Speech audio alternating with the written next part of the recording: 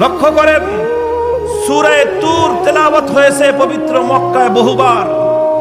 এই জুবাইর ইবনে মুতাইম অনেক কোরআনের তেলাওয়াত শুনেছেন, অসংখ্যবার 13 বছর পর্যন্ত কোরআনের তেলাওয়াত শুনেছেন। কিন্তু সেই 13 বছরের কোরআনের তেলাওয়াত জুবাইর ইবনে মুতাইমের হৃদয়ের মধ্যে ততটা রেখাপাত করতে পারেনি।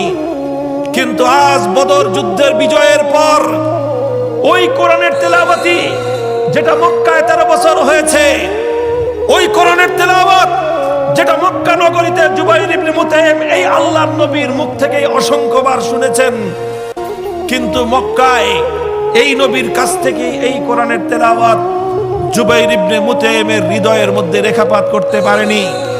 কিন্তু যেই মাত্র বদর যুদ্ধে বিজয় অর্জিত হলো, আল্লাহর জমিনে আল্লাহর দ্বীনের ঝান্ডা সমুন্নত হলো, এবার সেই নবীর কণ্ঠের সেই কোরআনের তেলাওয়াত এর মধ্যে প্রভাব বৃদ্ধি পেয়ে গেল।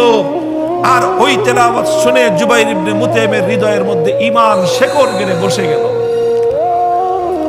ইমামে বুখারী রাহমাতুল্লাহি আলাইহি এই ঘটনার দ্বারা প্রমাণ করেছেন, আল্লাহর জমিনে যখন আল্লাহর দ্বীনের বিজয় প্রতিষ্ঠিত হয়, তখন ঈমানদারের এক একটা নেক আমলের প্রভাব অনেক বেড়ে যায়।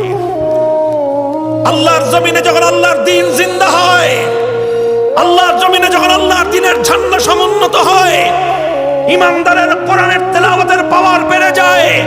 আল্লাহর দ্বীনের বিজয় যখন অর্জিত হয়, ঈমানদারের নামাজের প্রভাব